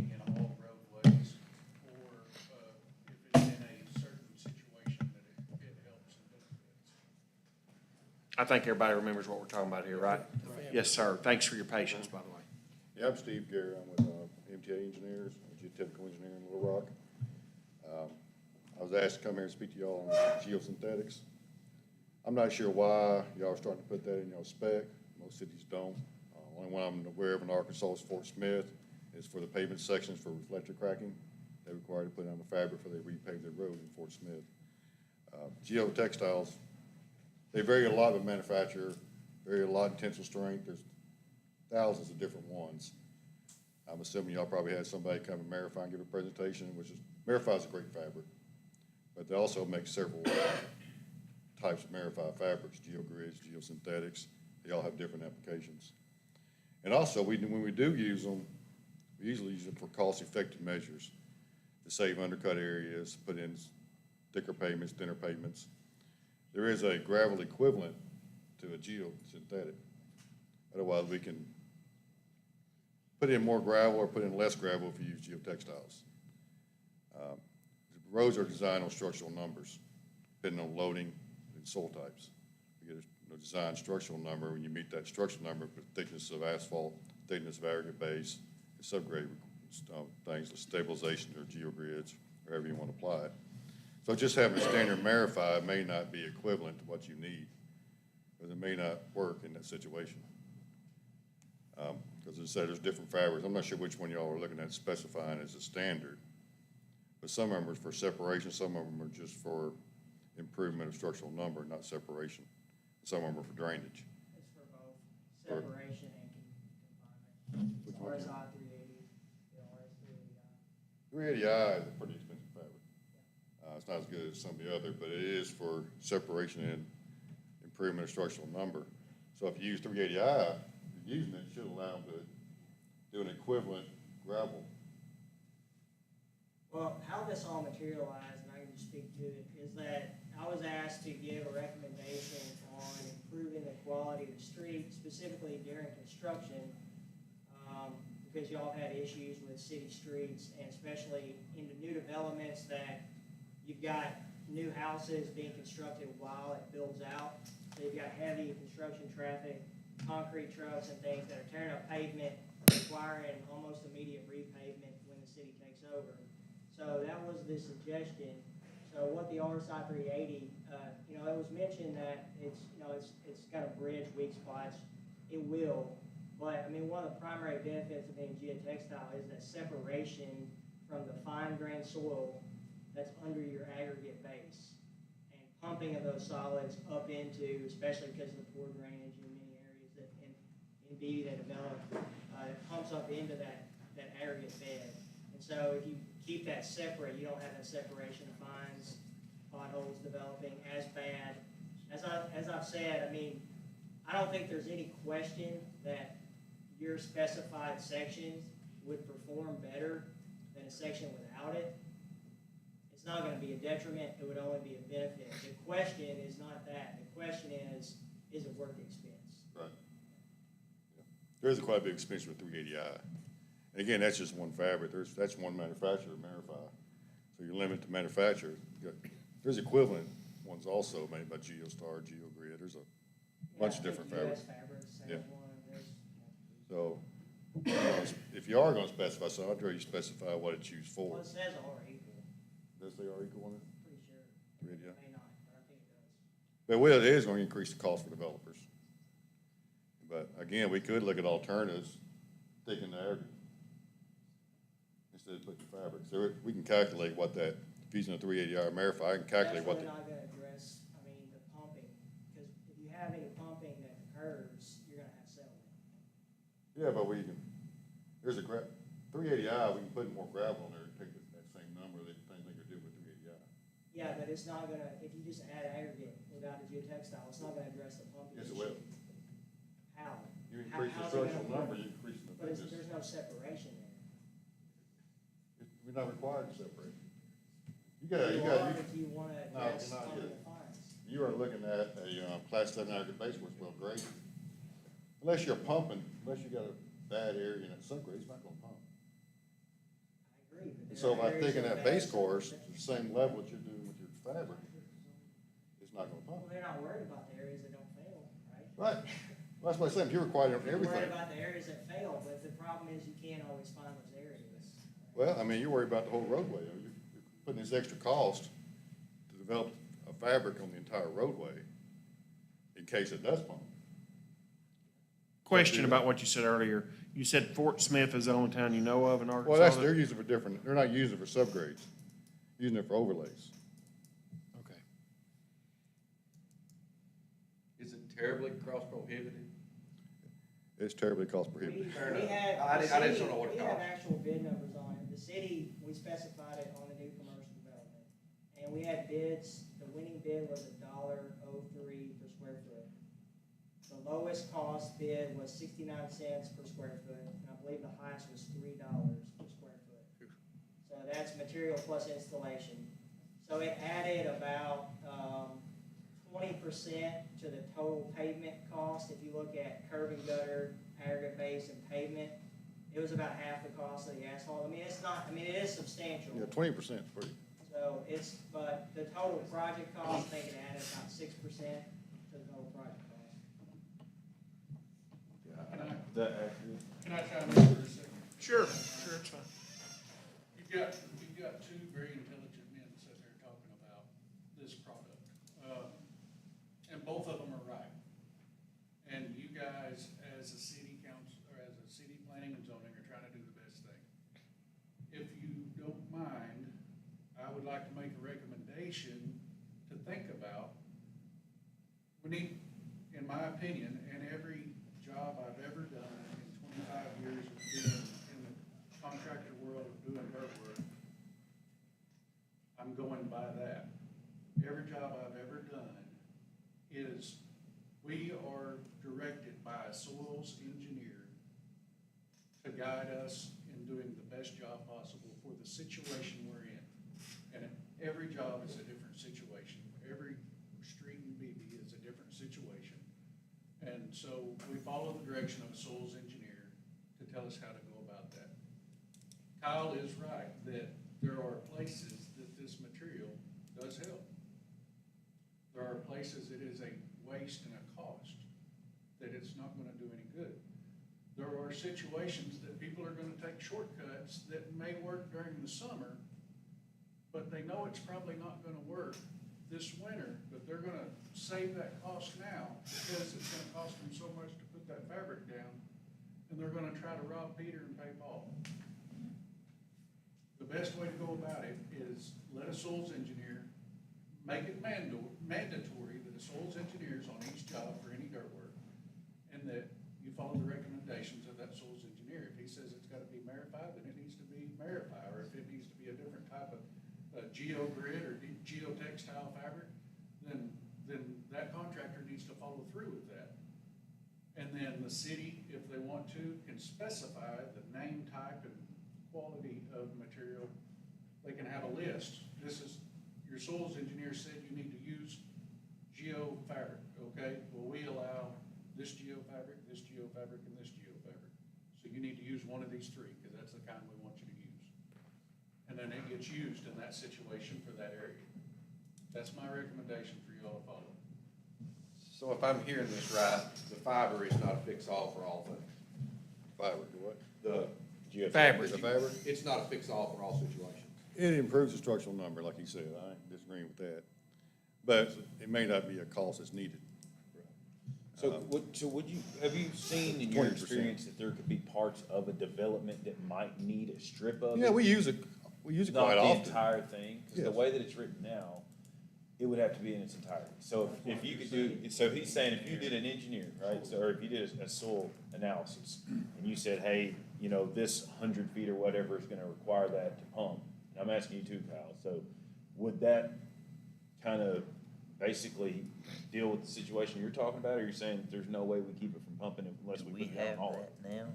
Because I'm kind of hearing two I different. think you need to require, I sent him some language to add about the proof roll. I think you need to add a proof roll on the subgrade.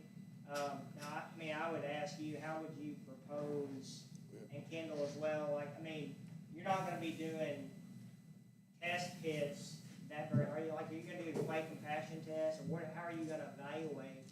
And how often are you gonna evaluate the road bed, the subgrade? It's, most every city in Arkansas requires a proof roll. Y'all did Yeah, not hear that, I do agree, I y'all agree need they to need add to that. add Yeah, that. I'd rather see you add that. Matter of fact, most of them do a proof roll and a subgrade and do a proof roll on the base. Would you repeat that? I'm sorry, we can't hear I'm you. sorry, I was talking backwards. Most every city does require a proof roll and a subgrade, and I do agree with that. Kyle, won't you come over here and sit? We do agree that Right there. when you get it all done, compaction test is not enough. Compaction test is a measure of compaction, not a measure of stability. We always proof roll subgrades. Now, city of BB has not been done that in the past. A lot of times, depends on the developer. Some developers ask us to, most of them do not.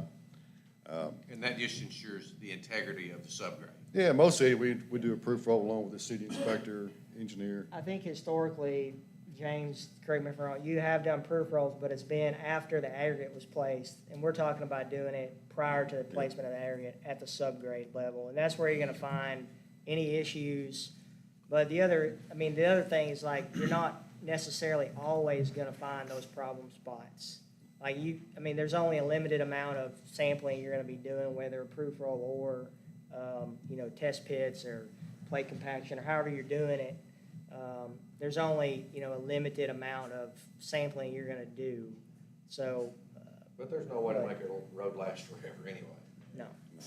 But I would recommend you adding proof roll. I think everybody would agree to that. That is your recommendation and yours too, Kyle? Yeah, and James has some language to add about the proof roll. And that would find, it seems like it's not gonna find everything, but depends on weather and how, the soil conditions and everything, moisture, but you will find solve a lot of problems. So I'm asking, does that mean we're at a consensus where that would replace something we have now or just enhance what we have now? That would need to be done regardless of whether you keep the geofabric or not. So, like I said, where this came up is that it was asked, how can we provide for a beefier street and not have all these issues with construction traffic while it's being constructed? And, soils change, but this was if you put this in, this pavement will perform better than it has in the past.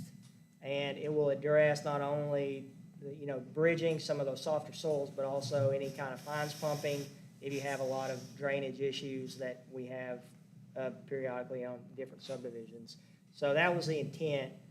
And it's I think the question, everybody is in agreement, it sounds like that this system would perform better. It's just, is it worth the additional cost to the developer? Or do you want to, do you think the city should partner? The city's going to get a better product, should the cost be shared, or how do you handle that? And as I understand it, the council punted this to us to make a recommendation whether we should keep things as they are, which are more expensive for the developer, or whether there should be some modification which would be less expensive potentially to the developer and on occasion a little more expense to the city when things don't work out. Is that fair? Am I hearing this right? These tests, soil tests, you're talking about, some may say, no, the fabric wouldn't help, and another one would say, yeah, the fabric would help here. No, I think I think we all agree the fabric would help in most, pretty much every situation. It would perform better as a system with the fabric, but we're saying the proof roll will, if you take out the fabric, we're gonna require the proof roll either way. Add that language, and that will find more of those problem areas where the developer would have to come in, over excavate the subgrade in that area, and come back with additional aggregate or fill material, recompact and lifts, and address those areas that are found in the proof roll test. So with the test, the proof roll is a loaded dump truck. You drive it on both lanes of the subgrade prepared, and you try to look for soft spots, rutting, things of that sort. So that's prior to the placement of the aggregate. So that's how you test it, just a truck drives over it? Yeah, loaded dump truck. We also do density tests on the subgrades. Okay. for developers. So we do density, but density is the measurement. Density is required to get it 95% compaction. Yeah. But compaction is not always a measure of stability. So And the city does require that, but I think it's only every 300 Yeah, feet, so that's it's a common- pretty sporadic, yeah. I mean, could you not just use the fabric on certain spots that they say is bad To the whole road? That's what we're. Well, that's the issue, is that you're not always gonna find those certain spots, right? But you can't make it cost prohibitive. Yeah, you can't ever. I mean, I think we want BB to be the best, but At what if this cost? is not required in Yeah. Chenal Valley, it probably shouldn't be required in BB, is my thought. Yeah, I would agree. Yeah, I agree. I'm gonna make a motion, we recommend to add the language to proof roll. And if so, take out the geofabric requirement. Why don't we make a compromise where the soils engineer, And, yeah, we could add language unless the soil engineer, Do we have a advised. soil engineer? along with Kyle approving it, he recommends that it doesn't need it. Kyle looks at it, and he either agrees or he doesn't agree. so make every Leave development the- specific to the testing. Leave it in the code, but compromise on how each project is looked at before. What? Can I stand up and say something? Y'all may tell me to shut up and sit down for a minute. I just wanted to, I'm Eric Richardson, Richardson Engineers. I don't know any more than any of these gentlemen here, but I have worked with Steve in the past and other geotechs who've been around for a very long time. Just wanted to make mention in projects that we've done, we try to be very careful when we go to cities that have language that don't allow for geotechnical engineers to have an opinion. I think y'all will agree with that. Say like the city of Bryant, we do a lot of work there for a long time. The city had a requirement, we're gonna undercut all these roads 2 feet. That cost the developers a fortune. But when I came to some of the projects, I said, look, Carl Garner or Steve's come out, these type of guys are looking at a project, they're geotechnical engineers. Are you saying you don't value their opinion? You're just gonna tell me to undercut every street that you have 2 feet, whether you need it or not? So I kind of agree with the gentleman here, let's leave some room. I mean, I don't even work in BB, or I haven't in the past, but hopefully we're important to get to. But that's something we've seen, just wanted to make that note. So we probably need to put in the language to get a consult with a soils engineer. Yes, sir. Like that, what you was, It's not one size fits all, and you can put that fabric in there, and sometimes you're gonna need it, sometimes you're not. We've used it on. But you're gonna have to, but I mean, you're gonna have to specify what that means. So like what kind of testing are you gonna do? If you're not relying on the proof roll, what are you gonna rely on to? Proof roll, I agree with proof roll, I'm not. But I mean, if it's just a proof roll, I don't know, you don't need a geotech just to look at a proof roll test. I mean, James can do that and see if it If it ruts. fails, if it moving or fails, you see pumping and moving or. Yeah, well, that's when they might need to Yeah. undercut and then have you come in and look at it. I just don't know that, I mean, What unless you you guys are spec. gonna do- What y'all are gonna do is y'all gonna keep adding costs on every development, and you're gonna make it where nobody develops in BB, and they skip BB, and they go to Cersei. If y'all wanna stay small, keep doing what you're doing, you can't keep adding these costs. There's a place for geofabric, but it's not on every road everywhere. Guys like him, I mean, to sit here and argue with that man is absolute asinine to me. I mean, it gets to a point, it gets ridiculous, and this is where y'all are at. If it requires it, do it. Require a density test on the road. Hey, one thing, That's already required. So between your density test and your road test, Well, you're gonna I think know he's agreeing. if it fails. I'm agreeing with road test, yeah. So as chairman, I'm gonna just ask for a moment. What we need to do, in my opinion, is our city engineer, who the city of BB has hired, who's an expert in this issue, can work with our code enforcement and others to develop some language that then we can review maybe at our next meeting to determine whether or not what their recommendations are. We can agree with them or recommend to the council something different if, for whatever reason. We're not gonna solve this tonight by bouncing it back and forth anymore. I think we know the issues involved, and I think most of us want to rely on experts in the field. And I want to thank you for your time this evening and for being here and answering our questions. And I think you have shined a light that's needed on this matter. And thank you, sir, for helping this happen. Thank you very much. Sir, before you guys close tonight, is there any way, can I approach just for a second? I'll let you do that. Yes, sir. Again, y'all may tell me to sit down, but just real quick, I was going to just ask if we could have a little bit of a discussion on one of the items that we came here for tonight.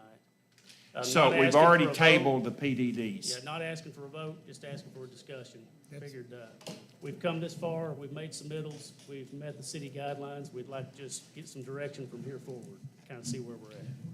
So Y'all commissioners, entertain- y'all voted earlier on what to do with this matter. If you want to withdraw that or do something different, I'm open. to Would y'all agree. entertain a discussion or just a short period for some? We've tabled it pending a completely another discussion. So to even engage in a discussion to me is. But we don't have all our members there. Well, we just need a little bit of a clear direction on where to go from here. So. Well, let me be, maybe I'm gonna be the bad guy here. I'm just being transparent, okay? Sure. I abstain in most matters, but when this came up for discussion at our last meeting, it's a matter of public record, I think. Okay.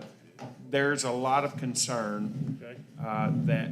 that when our zoning code was developed, or our subdivision code was developed, the PDD was put in there for unusual things. Okay. It does now give the planning commission a lot of discretion about what we can or can't approve. Sure. And my perception is that a lot of people feel like that portion of the code is being suddenly exploited for whatever reason. And so I'm just being transparent with you. If it was all my decision, I think having that availability is a good thing. Yeah. And I think having that discretion is a good thing. Okay. But it does create a gray area for you, the developers. There's a large number of folks that think we shouldn't even have a PDD in BB. Now, what's gonna happen with that, I don't know. Yeah. But that's kind of the way the land lays, at least from my perspective at this point. Okay, what about the rest of the commission and the city council? We got a lot of people that could weigh in on this, and the fact remains that the city of BB has a mechanism in place, has an avenue to do a PDD. That's okay? true. And a procedure to make submittals to the city, requirements that today we should have had a public hearing. We met our deadlines. The developers bought property, spent money on surveyors, engineers, submittals. I don't even want to know what the interest payment is per month. Okay, so we were told, we met the deadline, property will be posted, newspaper ads will be sent out, we show up for a public hearing. We've been waiting for a month. We submitted a month ago. I would venture to say that's $10,000 in interest on a piece of property. So we're here today, public doesn't show up, developers delayed another month. It's real dollars, guys. It's real dollars, it's a city code. We've met the requirements. The city's bound to something. It's there. It was voted on by somebody at one time to put it in there. And so it's in the city code, and those codes were met. And so I'm just speaking for the developer. It shouldn't be all on him. And what do we tell him? Okay, has the property been annexed into the city? Yes, sir, half the property is in the city. There's 120 acres there, 74 is in the city, 40-something's not. It is in the city limits. The developer has met the requirements. He's vested, he's local, he's investing in the city. The city owes him something at this point. We've obviously not, in the past, PDDs, there's never been one approved in BB. There's not been many asked for that I recall. Having said that, you're right, it's in the code.